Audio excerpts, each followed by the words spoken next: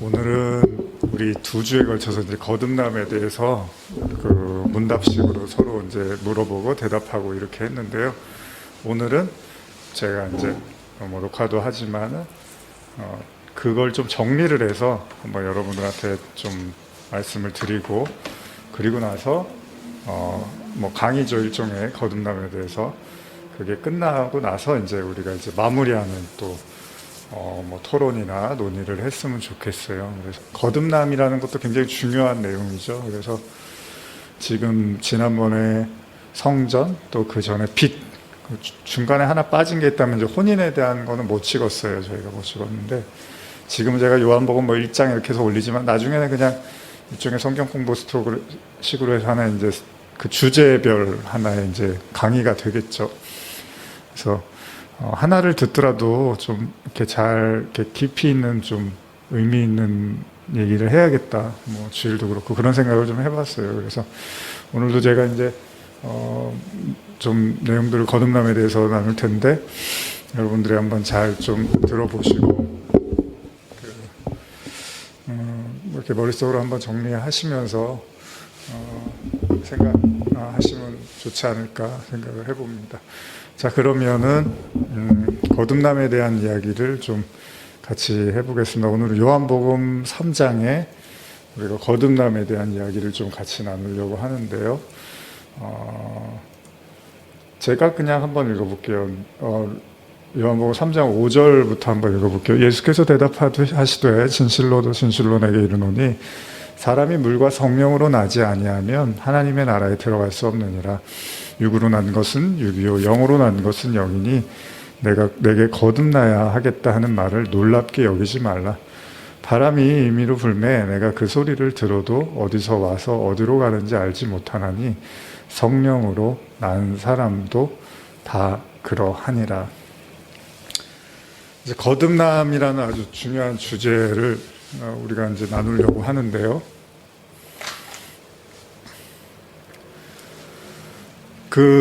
저번에도 말씀드렸지만은 성경에서 거듭난다는 얘기를 이렇게 진지하게 대놓고 어떻게 보면 말씀하시는 내용이 아마 요한복음밖에는 없는 걸로 알고 있어요. 제가 뭐 다른 복음서에서 지금 이런 니고데모가 등장해서 뭐 거듭나야겠다 이런 얘기를 하는 데를 아마 여러분들도 보시지 못했을 거예요. 그러니까 요한복음이 사실 그래서 이제 되게 중요하다고 제가 이제 말씀을 드리는 건데, 거듭나다라고 했을 때 한번 여러분들이 성경을 좀 보시면은 거듭남과 관련된 그런 구절들을 한번 우리가 이제 볼 수 있을 거예요. 신약 성경을 보시면. 제가 이제 가지고 있는 성경 프로그램을 보면 그냥 제가 거듭남까지 안 치고 그냥 거듭이라고 치면요, 지금 읽은 요한복음 내용이 있고요, 3장에. 그리고 베드로전서 1장 3절 보시면 한번 찾아보실까요? 한 분은 1장 3절, 한 분은 1장 23절. 여기 보면은 거듭난다는 말이 요게 다예요. 제가 지금 가지고 있는 개역개정으로 해서 거듭을 검색을 했을 때, 이제 원어는 우리가 좀 봐야겠지만, 그러니까 거듭남이란 말 자체도 그렇게 많이 쓰여져 있지가 않습니다. 근데 예수님이 굉장히 중요한 말씀을 하시는 게, 거듭나는 것에 대해서 니고데모와의 대화 속에서 처음에는 하나님 나라를 볼 수 없다라고 하고, 두 번째는 들어갈 수 없다 이렇게 얘기를 해요. 그렇기 때문에 거듭난다는 게 이제 중요한 거죠. 거듭나지 않으면 하나님 나라를 못 봐. 볼 수 없고 나중에는 못 들어가 이렇게 얘기를 하세요. 그러니까 니고데모가 당연히 충격을 받죠. 아니, 거듭난다는 게 무슨 말입니까?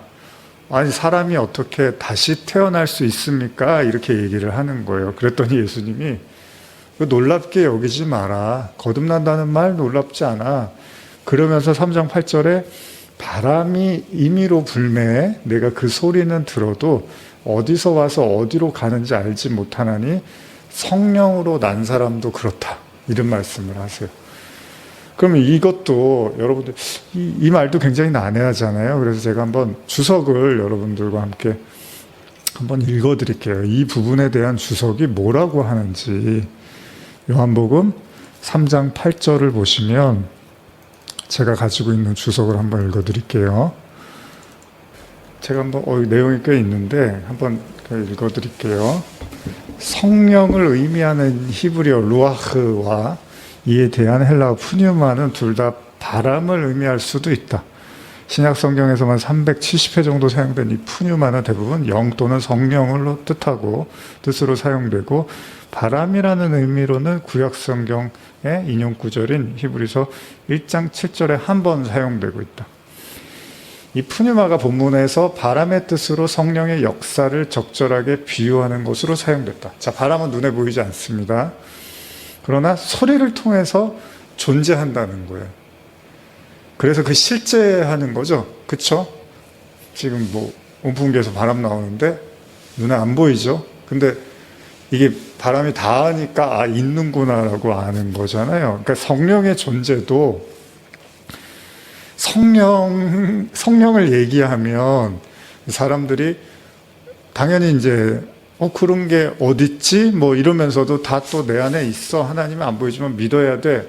이런 표현을 쓴단 말이에요. 우리가 못 느껴도 있어. 믿어. 이런 말을 하는데, 그러나 예수님은 굉장히 구체적으로 바람이 눈에 보이지 않지만 그 나무가 흔들리고 뭐 깃발이 흔들리는 것을 통해서, 제가 여기 이렇게 보면 제가 사무실에 앉아서 잘 쳐다보는 데가 저쪽 건너편에 오면 이렇게 뭐 깃발이 하나가 막 흔들리는 게 보이거든요. 그거 보고 있으면 시간 가는 줄을 몰라요.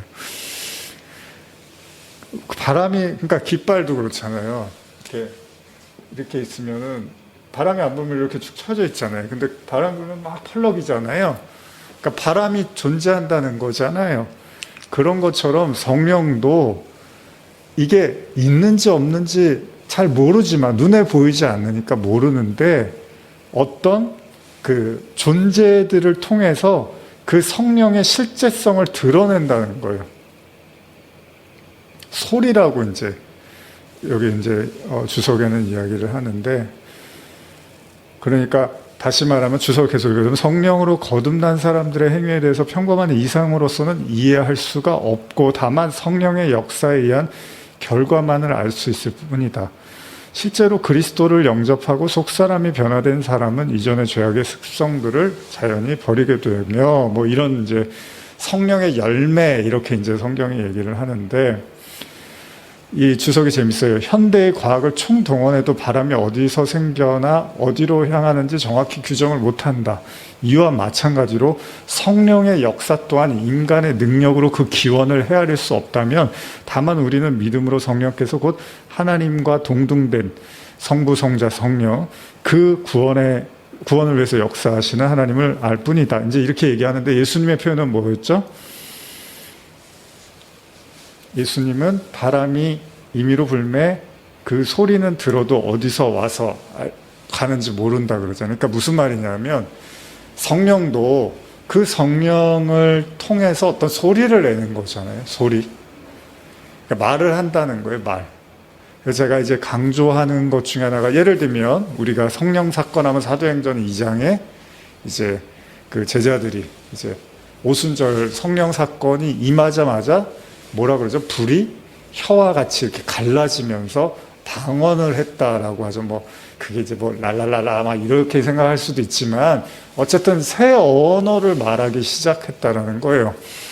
그래서 이 거듭남에 대해서 예수님이 말씀하시면서 강조하는 게 성령이라는 거죠. 물론 물과 성령으로 거듭나라고 하셨어요. 이미 우리는 이 본문을 알고 있어요. 근데 이 성령은 어떤 소리를 낸다는 거죠. 소리. 그래서 사도행전 2장에도 제자들이 성령을 받으니까 새 방언을 막 말하기 시작하죠. 그러니까 사람들이 보다가 너희들 술에 취했니? 왜 이상한 말을 하니? 이제 이럴 때 베드로가 일어나서 이제 설교를 하는데, 요엘서죠. 요엘서 2장인가요? 제가 이제 뭐 외우는 구절이 많지 않은데 그거는 이제 외우죠. 뭐 말세 내가 내 영으로 이렇게 시작하는 구절 있잖아요. 요엘서의 말씀을 베드로가 설교를 해요. 그러면서 한번 가볼까요? 그 사도행전으로 한번 가볼까요? 사도행전 2장입니다.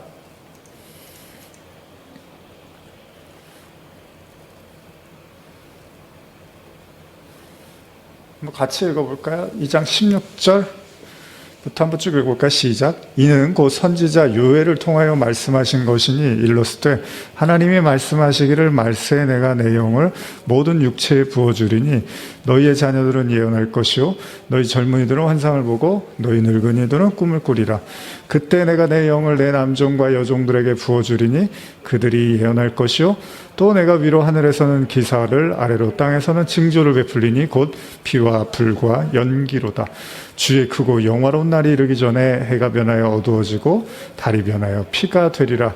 누구든지 주의 이름을 부르는 자는 구원을 받으리라 하였느니라. 그러면서 이스라엘 사람들아 이 말을 들으라. 너희도 아는 바와 같이 하나님께서 나사렛 예수로 큰 권능과 기사와 표적을 너희 가운데서 베푸사 너희 앞에서 그를 증언하셨느니라 이러는데, 여기 보면은 2장 16절 우리가 읽은 본문에서 위에서 보면 이는 곧 선지자 요엘을 통해서 말씀하신 것이니 라고 하면서 뭐라 그러죠?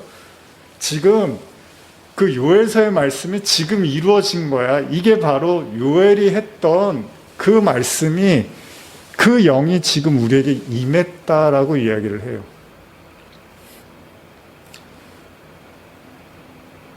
그래서 여기 보면은 말세에 내가 내 영을 모든 육체에 이렇게 표현해요. 그래서 예전에 제가 설교할 때 성령이 임하면 이게 말세다 이제 이렇게 하는 거죠. 성령이 그래서 말세의 모든 육체에게 부어준다라고 할 때, 그래서 성령이 임한 그 시점을 말세라고 하고 있어요. 이건 뭐 요한계시록에서 이제 예전에 나눴으니까 들어보시면 되고요.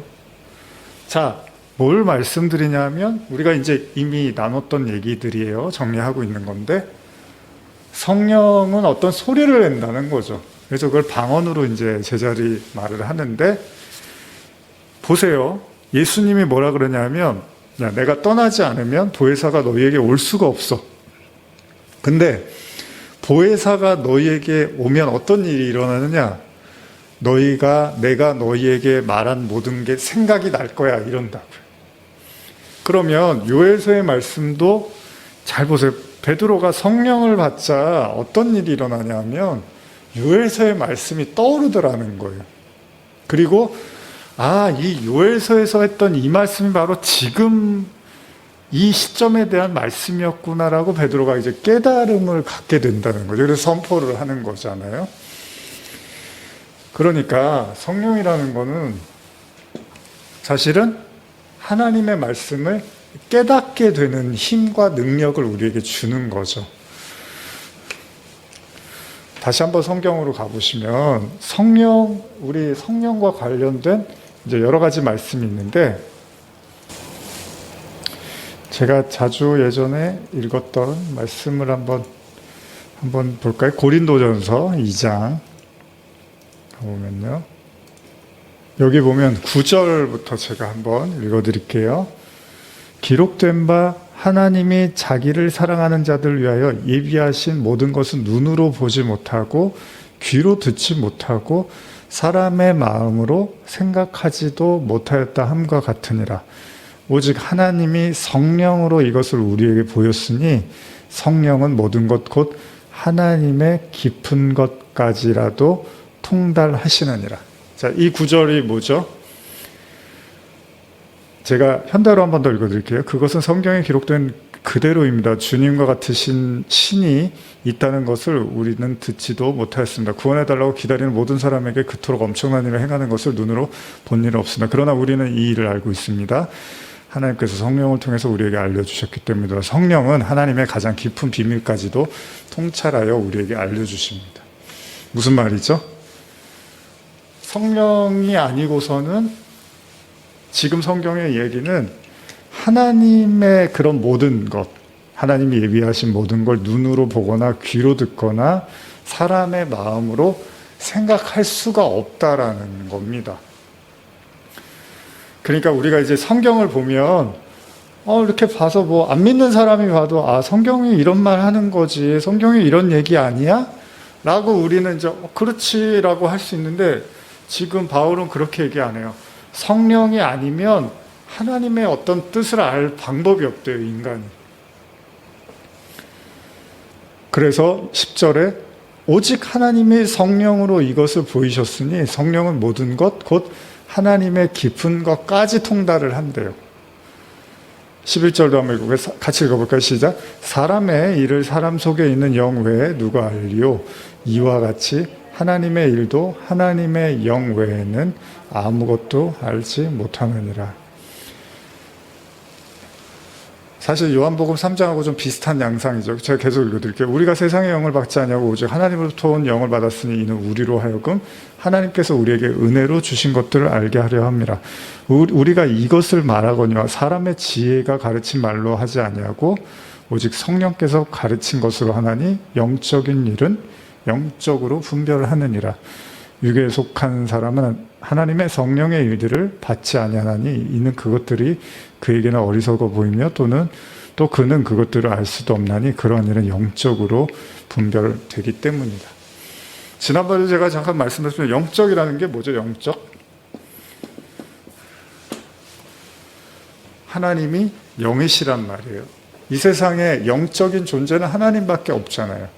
하나님이 영이시니까 인간은 육신적인 육체적인 존재잖아요. 그러면 그 하나님이 인간에게 육신에 불과한 인간에게 당신의 뜻을 나타내야 돼요. 계시해야 돼요. 당신의 말을 깨닫게 하려면 어떻게 해야 돼요? 성령을 보내시는 거예요. 성령. 그 성령을 보내서 하나님의 말과 하나님의 뜻을 깨닫고 이해하게 하는데 중요한 건 뭐예요? 이 성령이 아니고는 하나님의 말씀을 깨달을 방법이 없다는 거예요. 근데 문제는 뭐죠? 오늘날 많은 사람들이 이제 성령 얘기하면서 어떤 이제 은사라든지 뭐 눈으로 보여지고 나타나는 것이 어떤 성령의 역할이고 능력이라고 하지만 근본적으로 성령의 본질, 그러니까 성령이 우리에게 드러내는 건 뭐죠? 하나님의 그 말씀, 하나님의 뜻을 깨닫게 하는 게 가장 근본적인 거죠. 대표적인 게 뭐죠, 여러분? 이게 그럼 이제 지금까지 얘기는 여러분이 잘 모르진 않지만 또 그렇다고 해서 확 와닿지도 않는 얘기예요. 대표적인 얘기가 뭐냐면 아까 성령 받은 베드로와 예수님. 제가 설교 많이 했지만 자, 예수님이 십자가를 지러 이제 떠난단 말이에요. 이제 십자가를 지시기 위해서. 근데 베드로가 막 말려요. 아, 예수님, 십자가 절대 지시면 안 돼요. 그랬더니 예수님이 아니다, 나는 그 일을 해야 된다. 그랬더니 베드로가 예수님을 말리니까 예수님이 뭐라 그래요? 사단아, 그런다고. 너는 지금 하나님의 일을 생각하지 않고 사람의 일만 생각하는구나. 그러면서 순식간에 베드로가 사단이라는 소리를 듣게 되는 거죠. 대적자라는 의미로 우리가 이제 얘기를 하는데, 자, 보세요, 여러분. 베드로는 이 시점에서 성령을 받았나요? 성령을 안 받았어요. 베드로가 예수님 뭐 공생애 우리 3년 이야기하잖아요. 그러니까 여러분도, 난 뭐 성령을 받았나 안 받았나 뭐 이런 생각들 사람들 많이 하는데, 안 받고 3년 쫓아다녔어요. 예수님, 근데 제가 항상 하는 얘기지만 오늘날 성도들이 조금 착각하는 게 제자 하는데 베드로는 자기 모든 일을 다 내려놓고 쫓은 사람들입니다. 제자들은. 그냥 뭐 교회 나가볼까 해서 교회 나가는 수준에서의 그런 게 아니라 예수님, 베드로나 제자들은 자기의 본업을 내려놓고 예수를 따랐어요. 성령 받았나요? 안 받았어요. 그냥 예수님이 물론 기적도 보여주시고 하긴 했지만 날 따라라 그랬더니 그럴게요. 사람을 낳는 어부가 되게 하리라 그랬더니 그냥 다 내려놓고 쫓았던 사람들이에요. 오늘날의 교회 뭐 제자 양육 뭐 하지만 이렇게 하지는 않잖아요. 이렇게까지. 뭐 그렇다고 해서 직업을 다 던져버려라 이런 얘기도 아니지만 베드로를 비롯한 제자들 12명 모두 다 성령을 받지 않았어요. 근데 그게 어디서 드러나냐 하면 마찬가지입니다. 여러분도 그래요. 여러분들 안에 성령이 계시냐 계시지 않느냐는 결정적인 순간에 드러나게 돼 있어요. 언제? 예수가 십자가를 지러 간다고 하니까 베드로가 만류를 하는 거예요. 십자가를 왜 지십니까? 그 얘기는 뭐예요? 잘 지내다가 십자가에서 딱 깨지는 거예요. 십자가는 뭐예요? 예수님이 어린 양으로 오셔서 인류의 죄를 대속하시고 동시에 제자들도 그 십자가를 통해서 이제 자신들의 제자로서 예수님이 너희가 날 따르려면 너희도 십자가 지라고 그랬잖아요. 요 지점에서 딱 깨지는 거예요. 근데 베드로가 그 예수님이 십자가 지신다 그러면 안 됐지만 예수님이 오셔서 하신 말씀이 저 얘기밖에 없었는데 이제 때가 됐나 보다, 보내드려야겠다. 근데 예수님이 부활도 하신다고 했으니까 내가 그거 믿어야지. 예수님이 죽으시지만 곧 부활하실 거야. 이렇게 믿으면 좋잖아요. 근데 우리 얼마 전에 99, 100 설교 나눴잖아요. 그게 절대 안 되는 거예요, 베드로가. 여기서 십자가의 이제 그 죽음이라는 거, 죽음. 이 인간이요, 이 죽음을 넘어서지는 못해요. 사실은 기독교는 죽음을 넘어서는 종교거든요. 사람들이 제가 얼마 전에 그런 이제 영상도 올렸지만, 나 왜 살아? 이런 영상도 올렸는데, 하도 요즘 사는 게 힘드신 분들이 많아서.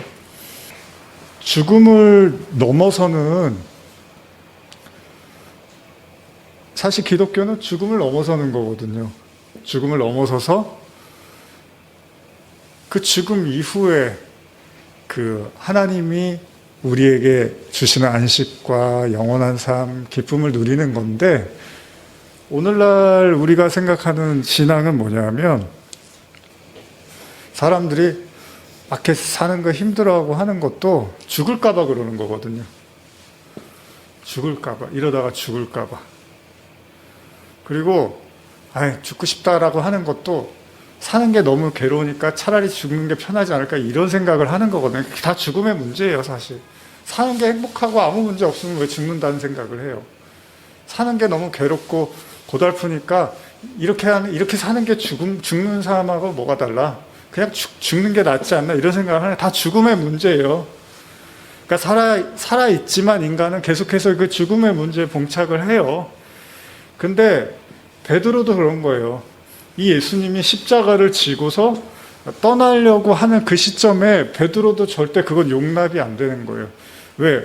당신이 죽어버리면, 이렇게 당신이 우리를 3년 동안 가르쳤는데 이런 식으로 죽어버리면 우리도 다 그냥 우리도 다 망하는 게 되는 거잖아요. 그거 우리가 그러려고 3년을 쫓았습니까? 근데 이게 어디서 나타나냐면, 베드로의 예수를 가로막는 마음이 순수하지 않았다는 것이 어디서 나타나냐면, 정말 예수를 사랑했다면, 베드로가 진짜 충심해서 나온 말이었다면, 베드로가 예수님을 3번을 부인하고 저주하는 일은 하지 않았겠죠. 물론 우리가 인간적으로 죽을까봐 무서워서 그랬나 보다라고 할 수 있어요. 그 말도 틀리진 않지만, 어쨌든 베드로가 예수를 가로막았던 그 근원적인 이유는 사실은 자기 때문이에요. 자기. 당신이 이렇게 죽어버리면 우리는 그동안에 따라간 세월과 시간과 노력이 다 뭐가 됩니까? 라고 베드로가, 여기서는 십자가가 납득이 안 되는 거죠. 하나님의 뜻이든 나발이든 나는 못 받아들이겠습니다. 그게 예수님이 거기다 대고 사단아 그래 버리는 거죠. 제가 아까 제 딸하고 잠깐 무슨 얘기를 나누다가 아이한테 그랬죠. 아이도 이제 자라나니까 그 선악과에 대한 이야기를 이제 얘기하다가 나왔고 했는데, 하나님은 모든 사람이 선악과를 다 먹었기 때문에 우리는 추악한 사람, 악랄한 사람만 죄인이라고 생각을 하는데, 하나님은 인간의 그 마음의 DNA 자체가 선악과가 이미 품고 있기 때문에 그런 행동을 하지 않아도 모두가 다 그 가능성을 갖고 있다고 본다. 그래서 뭘 나쁜 짓을 해야지만 하나님이 나쁜 짓을 안 하는 사람은 착한 사람이라고 보는 게 아니라, 성경의 기독교 세계관은 이미 그것을 하든 하지 않든 하나님은 다 죄인으로 보신다. 이제 이런 설명을 했는데, 근데 성경도 그렇잖아요. 여러분 인생도 그렇고 아주 극렬하게 악한 인간이 있고 평범한 인간이 있고 착한 사람이 있잖아요. 이런 종류가 있는데 베드로는 어땠어요? 그동안 착했어요. 예수님을 되게 사랑하고 예수님을 위해서 정말 희생과 헌신, 뭐 물에 뛰어들라 그러면 그냥 물에도 번쩍번쩍 들어가 버리는 그런 사람이었어요. 근데 그 모든 신앙의 결정체가 십자가 앞에서는 다 자기를 위한 신앙이었다는 거죠. 자기. 그러니까 죽으면 안 돼요. 예수도. 내가 망해요. 예수가 죽어버리면. 이렇게 죽어버리면 망하는 거예요. 자, 여기서 문제가 있어요. 뭐 성령과 연결 지으면 베드로는 성령을 받지 않은 상태였어요. 자, 그럼 베드로가 이렇게 예수를 막았잖아요. 그 얘기는 뭐예요? 예수님은 아까도 말씀드렸죠. 3년 내내 십자가 얘기만 했어요. 근데 성령을 받지 못한 베드로는 십자가를 깨닫지를 못했다는 거예요. 결국은 베드로가 지옥이 되는 거예요. 지옥.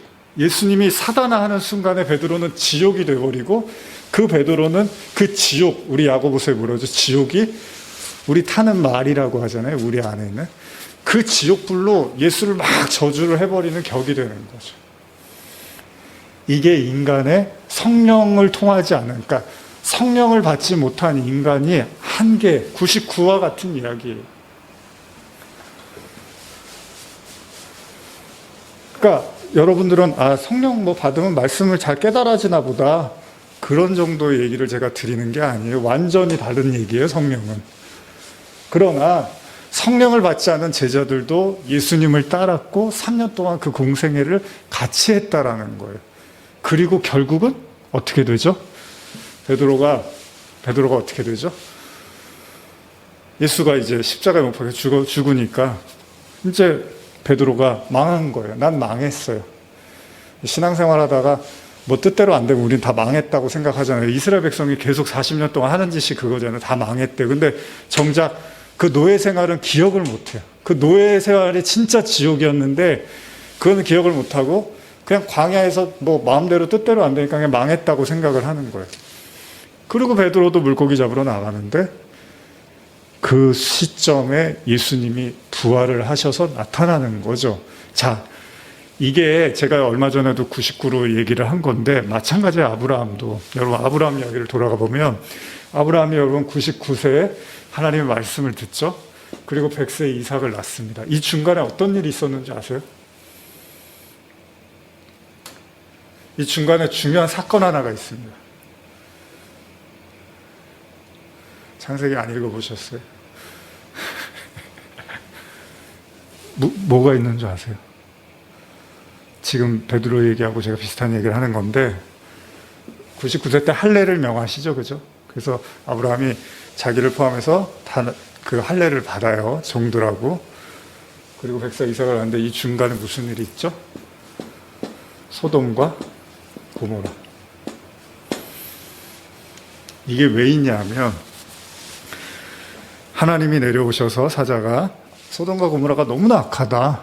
내가 이제 벌을 줘야겠다. 심판을 해야겠다. 그랬더니 아브라함이 딱 그래요.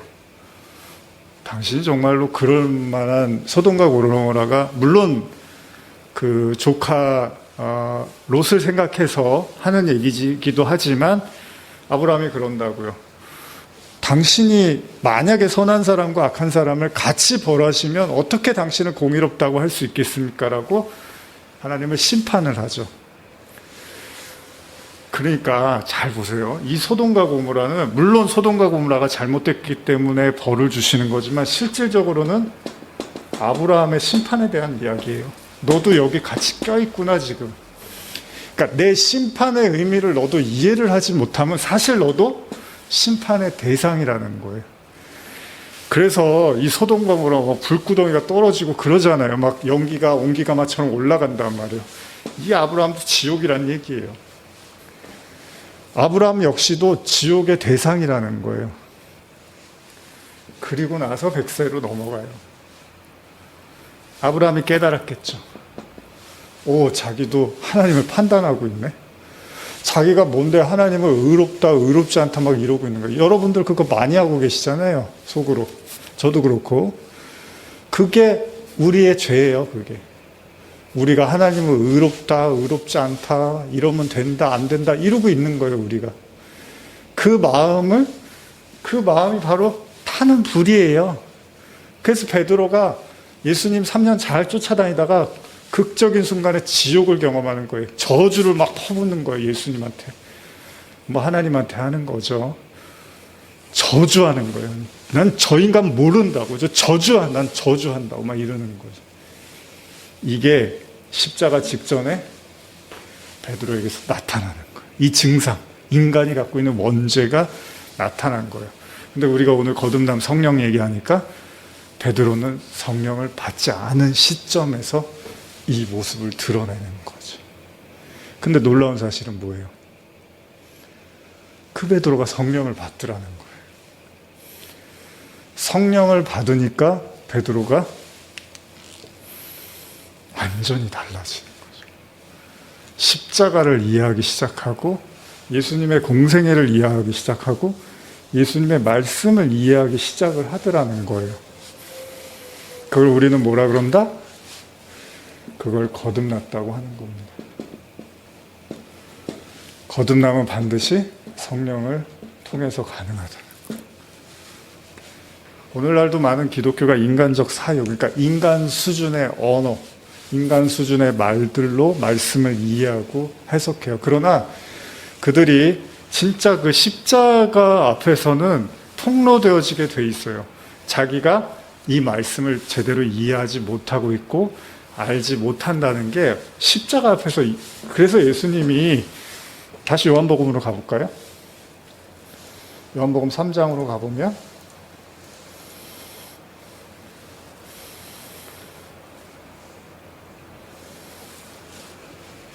11절 한번 같이 읽어볼게요. 진실로 진실로 내게 이르노니 우리는 아는 것을 말하고 본 것을 증언하노라. 그러나 너희가 우리의 증언을 받지 아니하는도다.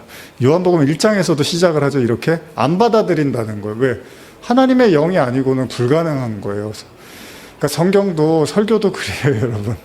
설교라고 다 설교가 아니에요. 뭐 신학교 나오고 뭐 말씀 전한다고 다 설교가 아닙니다. 진짜로 하나님의 영으로 의해서, 하나님의 성령에 의해서 깨달아진 말씀, 그걸 복음이라고 하는 거예요. 깨달은 복음이라고 하는 거예요. 그냥 인간적인 수준에서 깨닫는 이야기들, 그거를 하나님 말씀이라고 하지 않아요. 12절도 읽어볼까요? 내가 땅의 일을 말하여도 너희가 믿지 아니하거든 하물며 하늘의 일을 말하면 어떻게 믿겠느냐. 그러니까 예수님이 그런다고요.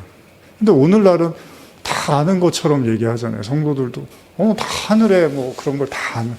그렇지 않아요. 그렇게 쉽지 않아요. 성경은 하늘의 일을 말하면 넌 땅의 일도 지금 이해를 못하는데 하늘의 일은 어떻게 이해하려고 그러니? 예수님이 그런다고요. 이게 지금 요한복음 1장부터 계속 반복되는 언어예요. 세례 요한도 계속 이런 언어를 써요.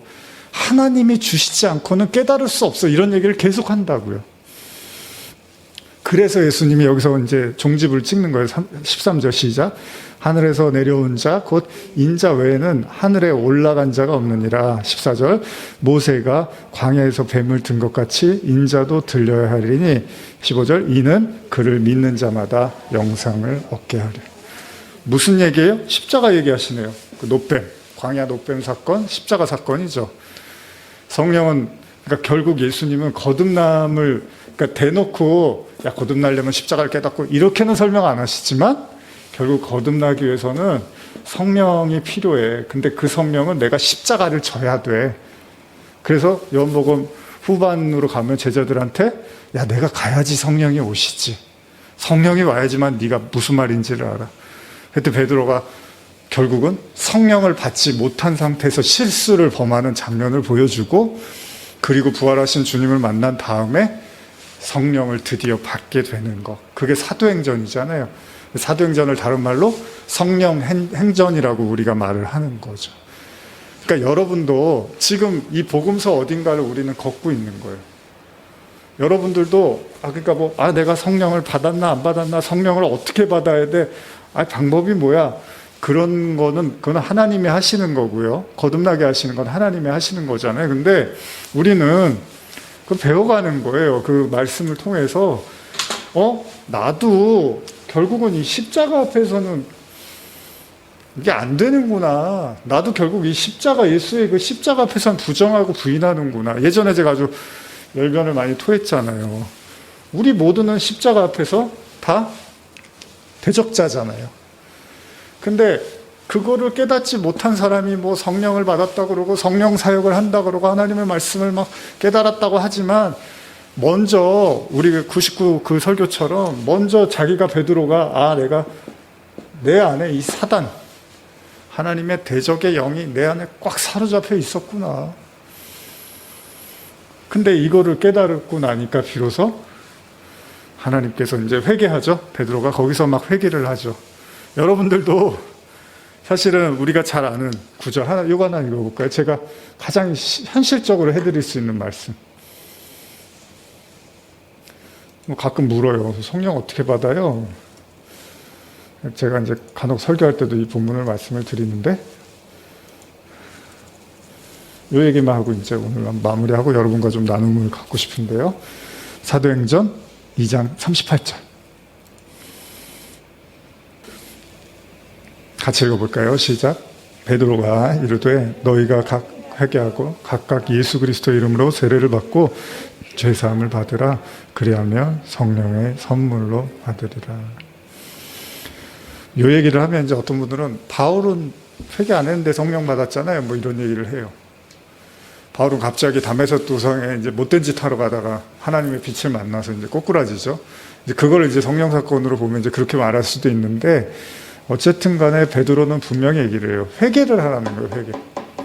그래서 세례 요한도 뭐라 그래요? 나는 물로 세례를 줘. 그러나 그는 성령으로 세례를 줘. 이런 말을 한단 말이에요.